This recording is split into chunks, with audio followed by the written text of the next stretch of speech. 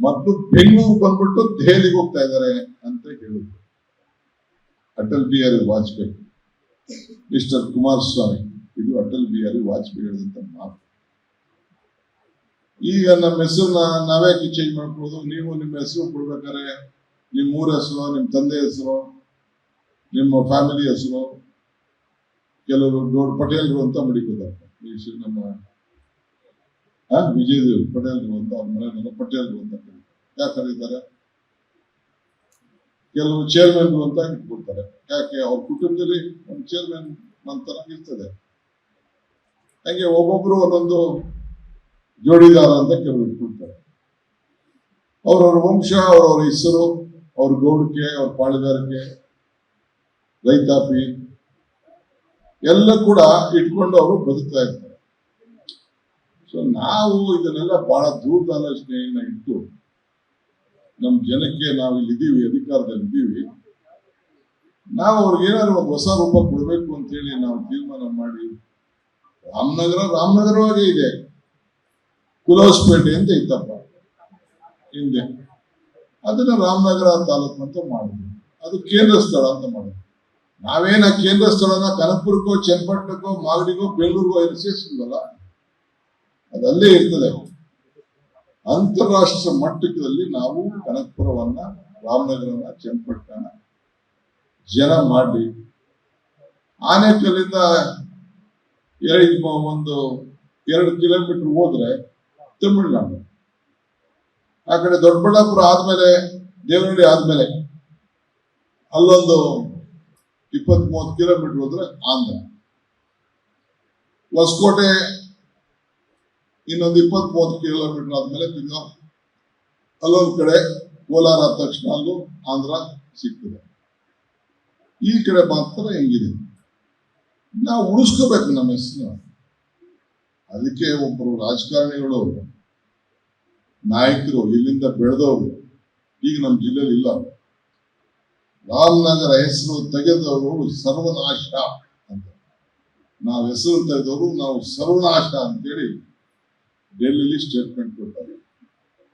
ಈ ಸ್ಟೇಟ್ಮೆಂಟ್ ಇದನ್ನ ತೆಗೆದವರು 33 ಜನ ಕ್ಯಾಬಿನೆಟ್ ಮಿನಿಸ್ಟರ್ ಸಿದ್ದರಾಮಯ್ಯನವರು ಸೇರಿ ನಾವೆಲ್ಲ ಪ್ರಪೋಸಲ್ ಕೊಟ್ಟು ಕ್ಯಾಬಿನೆಟ್ ಅಲ್ಲಿ ಇಟ್ಟು ಚರ್ಚೆ ಆಯ್ತು, ನಮ್ಮ ವಾದ ಮಂಡಿಸ್ತು. ಎಲ್ಲರೂ ಸೇರಿ ಡಿ ಕೆ ಶಿವಕುಮಾರ್ ಏನ್ ಪ್ರಸ್ತಾವನೆ ಕೊಟ್ಟಿದ್ದಾರೆ ಅದಕ್ಕೆ ನಾವು ಒಪ್ಪಿದ್ದೀವಿ ಅಂತ ಹೇಳಿ ಸರ್ಕಾರದ ತೀರ್ಮಾನ ಇದೆ. ಸರ್ಕಾರ ಸರ್ವನಾಶ ಆಗ್ಬಿಡ್ಬೇಕಾ? ಮಂತ್ರಿಗಳೆಲ್ಲ ಸರ್ವನಾಶ ಆಗ್ಬಿಡ್ಬೇಕಾ? ಇದಕ್ಕೆ ನೀವು ಉತ್ತರ ಕೊಡಿ, ಮಾಧ್ಯಮದವರು ಉತ್ತರ ಕೊಡಿ ಅಂತ ಇಷ್ಟಕ್ಕೆ ನಾನು ಬಿಡ್ತೀನಿ. ಮಿಕ್ಕಿದ್ದು ಬೆಂಗಳೂರು ಬೇರೆ ವೇದಿಕೆಯಲ್ಲಿ ನಾನು ಮಾತಾಡ್ತೀನಿ. ಇವತ್ತು ನಾವೆಲ್ಲ ಮಾಧ್ಯಮದ ಸ್ನೇಹಿತರ ವಿಚಾರಕ್ಕೆ ನಾವಿಲ್ಲಿ ಬಂದಿದ್ದೇವೆ. ಅವ್ರದ್ದೊಂದು ಸಂಘಟನೆ, ಅವ್ರಿಗೆ ಶಕ್ತಿ ತುಂಬಬೇಕು ಅಂತ ಬಂದಿದ್ದೇವೆ. ಪಾಪ ಎಲ್ಲ ನನ್ನ ಮಾಧ್ಯಮ ಸ್ನೇಹಿತರು, ಕನಕಪುರದವರೆಲ್ಲ ಕೂಡ ನಮಗೆ ಬೆಂಬಲವನ್ನು ಕೊಟ್ಕೊಂಡು ಮೊದಲಿಂದನೂ ಸಹಕಾರ ಕೊಟ್ಕೊಂಡು ಬಂದಿದ್ದಾರೆ. ಅವ್ರಿಗೊಂದು ಆಫೀಸ್ ಇಲ್ಲ, ಕುಮಾರಣ್ಣ ನೀನ್ ಇಷ್ಟು ಮಾತಾಡೋರು, ಪಾಪ ಇವ್ಗೊಂದು ಆಫೀಸೇ ಕೊಡ್ಸಕ್ಕಾಗಿಲ್ಲ, ಜಾಗ ಕೊಡ್ಸಕ್ಕಾಗಿಲ್ಲ, ಅರ್ಜಿ ಕೊಟ್ಟವ್ರೆ. ನಿನ್ನ ಮಂತ್ರಿ, ನಿನ್ ತಂದೆ ಮಂತ್ರಿ, ಧರ್ಮಪತ್ನಿ ಶಾಸಕರು, ಈಗ ಬಾಮೈದ ಮುಖ್ಯಮಂತ್ರಿ, ಪ್ರಧಾನಮಂತ್ರಿ, ಒಂದು ಆಫೀಸ್ ಕೊಡ್ಸಕ್ಕಾಗ್ಲಿವಲ್ಲಪ್ಪ ಈ ಮೀಡಿಯಾ ಅವ್ರಿಗೆ. ನಮ್ಮ ಮಹೇಶ್ ಬಹಳ ಚೆನ್ನಾಗಿ ಭಾಷಣ ಮಾಡಿದ್ರು. ಈ ಭಾಷಣ ಅಸೆಂಬ್ಲಿಲಿ ಅವ್ರು ಮಾತಾಡ್ಬೇಕಾಗಿತ್ತು. ಅವ್ರು ಏನೇನು ಕೆಲವು ಒಂದೊಂದು ಪದನು ಮಾತಾಡಿದ್ರು. ಅಂದ್ರೆ is in right wrong party, ಅದು ಬೇರೆ ವಿಚಾರ ಇರ್ಲಿ, ಅದು ನಮ್ಮವ್ರದ್ದು ಫ್ರೆಂಡ್ಶಿಪ್. ಅವ್ರ ಧರ್ಮಪತ್ನಿ ನಮ್ಮೂರು ಹೌದು. ಸೊ ಅವ್ರಿರ್ಲಿ, ಅವ್ರದ್ದು ಆಚಾರ ವಿಚಾರ ಬೇರೆ ಇದೆ. ಬಟ್ ಬಹಳ ಚೆನ್ನಾಗಿ ಕೆಲವು ವಿಚಾರಗಳನ್ನ ಪ್ರತಿಪಾದನೆ ಮಾಡಿದ್ರು. ಇವತ್ತು ಕಾರ್ಯಾಂಗ, ಶಾಸಕಾಂಗ, ನ್ಯಾಯಾಂಗ, ಅಸೆಂಬ್ಲಿ ಯಾವ ರೀತಿ ಇದೆ, ಏನ್ ಪದ್ಧತಿ ಇದೆ, ಪೀಠ ಏನಿದೆ, ಪತ್ರಿಕೆಗಳಿಗೆ ಯಾವ ಸ್ಥಾನಮಾನ ಕೊಡ್ತೀವಿ, ಈ ವ್ಯವಸ್ಥೆಯಲ್ಲಿ ಎಲ್ಲ ಬಹಳ ಚೆನ್ನಾಗಿ ನಿಮ್ಗೆ ಬಿಡಿಸಿ ಬಹಳ ಚೆನ್ನಾಗಿ ಹೇಳಿದ್ರು. ಡಿ.ವಿ.ಜಿ ಅವರನ್ನು ಕೂಡ ಕೆಲವು ನೆನೆಸ್ಕೊಂಡ್ರು. ಇಲ್ಲಿ ಡಿ.ವಿ.ಜಿ ಅವರು ಹೇಳ್ತಾರೆ, ಸುದ್ದಿ ಪವಿತ್ರ, ಟೀಕೆ ಸ್ವತಂತ್ರ ಅಂತ ಹೇಳ್ತಾರೆ ಅಂತ ಹೇಳಿ ಅವ್ರನ್ನ ನೆನೆಸ್ಕೊಂಡ್ರು.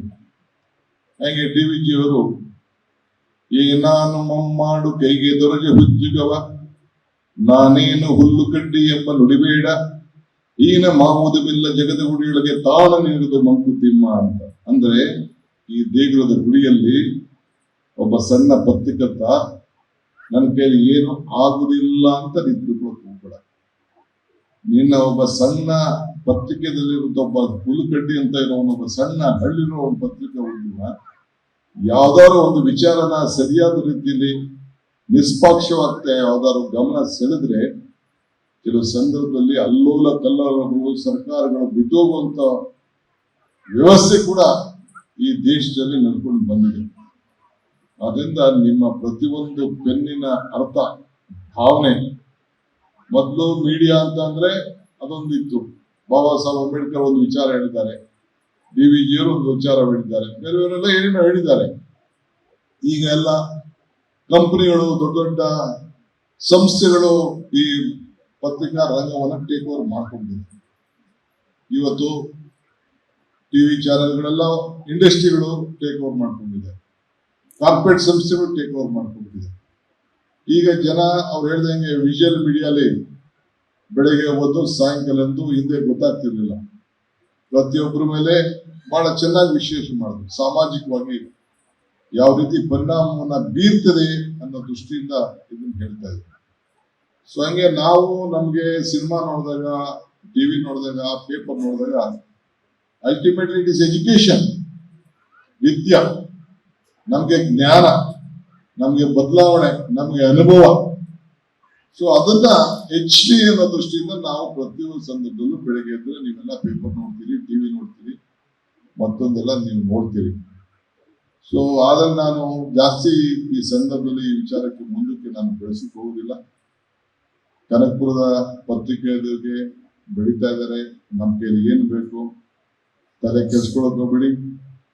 ನಮ್ಮ ಜಿಲ್ಲೆ ಬೆಂಗಳೂರು ದಕ್ಷಿಣ ಜಿಲ್ಲೆಯ ಎಲ್ಲ ಮಾಧ್ಯಮ ನನ್ನ ಸ್ನೇಹಿತರಿಗೆ ನಾನು ಹೇಳ್ತೀನಿ, ಈ DK ಶಿವಕುಮಾರ್ ನೀವು ನನ್ನ ಬೆಳೆಸಿದ್ದೀರಿ, ನೀವು ಟೀಕೆ ಮಾಡಿದ್ದೀರಿ, ಉಗ್ದಿದ್ದೀರಿ, ಉಪ್ಪಾಕಿದ್ದೀರಿ, ಎಲ್ಲ ವಿಭಿನ್ನವಾಗಿ ಬೆಳೆದಿದ್ದೀರಿ. ಆದ್ರೂ ಎಷ್ಟು ಏಟ್ ಕೊಡಿದ್ರು ಎಷ್ಟು ಮಾಡಿದ್ರು ಕೂಡ ತಡ್ಕೊಂಡು ಕನಕಪುರದ ಜನತೆ ಆಶೀರ್ವಾದ ಮಾಡಿಕೊಂಡು ನೀವೆಲ್ಲ ಸೇರಿ ಬೆಳೆಸಿದ್ದೀರಿ. ನಿಮ್ಮ ಒಂದು ಇದಕ್ಕೆ ಆ ಗೌರವನ ಉಳಿಸ್ಕೊಂಡು ಬೆಳೆಸ್ಕೊಂಡು ನೀವು ಹೋಗಿ. ಯಾವಾಗಲೂ ಕೂಡ ನಾನು ಈ ಸಂದರ್ಭದಲ್ಲಿ ನಿಮ್ಮ ಜೊತೆಲಿ ಇದ್ದೇನೆ. ಕೊಟ್ಟ ತೆಗೆದುಕೊಳ್ಳುವಂತ ಗೌರವ, ಕೊಟ್ಟ ನಿರೀಕ್ಷೆ ಅಂತ ಮಾಡುವಂತ ಆತ್ಮೀಯತೆ ಇದೆ, ಕೊಟ್ಟು ಮಾಡಿರುವಂತ ಅನೇಕ ಸಹಾಯಗಳು, ಅಪೇಕ್ಷೆ ಇಲ್ಲದೆ ಕೊಡುವಂತ ಒಂದು ನಿಮ್ಗೆ ಕೊಡ್ತಾ ಇರುವಂತ ಒಂದು ಪ್ರೀತಿ, ಏಕೆಂದ್ರೆ ಬಹಳ ಪ್ರೀತಿಯಿಂದ ಬಂದಿದ್ದೇನೆ. ನಿಮ್ಗೆ ಅನೇಕ ಭಾವನೆಯಿಂದ ಬಯಸದೆ ಬೇಕಾದಷ್ಟು ಕೆಲವು ಬರವಣಿಗೆಯಲ್ಲಿ ನೋವು ಬಂದಿರ್ಬೋದು, ಅದೆಲ್ಲ ನಾವೆಲ್ಲ ತಲೆಯಲ್ಲಿಟ್ಟು ಹೋಗುದಿಲ್ಲ. ರಾಜಕಾರಣಕ್ಕೆ, ನಿಮ್ಗೆ ಕಾರ್ಯಾಂಗಕ್ಕೆ, ನ್ಯಾಯಕ್ಕೆ ನಮ್ಮದೇ ಆದ ಒಂದು ಸಂಬಂಧಗಳು ಇವತ್ತು ಇಟ್ಕೊಂಡು ಬಂದಿದೆ. ಸೊ ನಾನು ಬರ್ಬೇಕಾದ್ರೆ ನನ್ನ PA ಹೇಳ್ತಾ ಇದ್ದೆ, ನಮ್ಮ ಏನ್ ಬರ್ಕೊಟ್ಟವ್ರು ನನ್ಗೆ ಓದಪ್ಪ ಅಂತ. ಸೊ ಅದಕ್ಕೆ ಅವನು ಓದ್ತಾ ಇದ್ದ, ಅದರಲ್ಲಿ ಒಂದು ವಿಚಾರ ಬರೆದಿದ್ದಾನೆ. ಏನಪ್ಪಾ ಅಂದ್ರೆ, ಈ ರಸ್ತೆ ಮೇಲೆ ಕಲ್ಲುಗಳಿದ್ರೆ ಒಳ್ಳೆ ಶೂಸ್ ಹಾಕೊಂಡು ನಡಿಬಹುದಂತೆ. ಆ ಶೂಸ್ ಒಳಗಡೆ ಯಾವ್ದಾದ್ರು ಕಲ್ಲು ತಗಲಾಕೊಂಡ್ಬಿಟ್ಟು ಅಂತಂದ್ರೆ ನಡೆಯಕ್ಕೆ ಬಹಳ ಕಷ್ಟ ಆಗ್ತದೆ.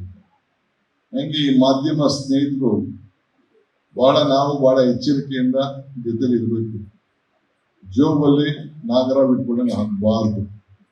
ಸೊ ನೀವು ನಿಮ್ಮ ಎಥಿಕ್ಸ್ ಏನಿದೆ ಅದನ್ನ ನೀವು ಬಿಟ್ಕೊಳ್ಬಾರ್ದು.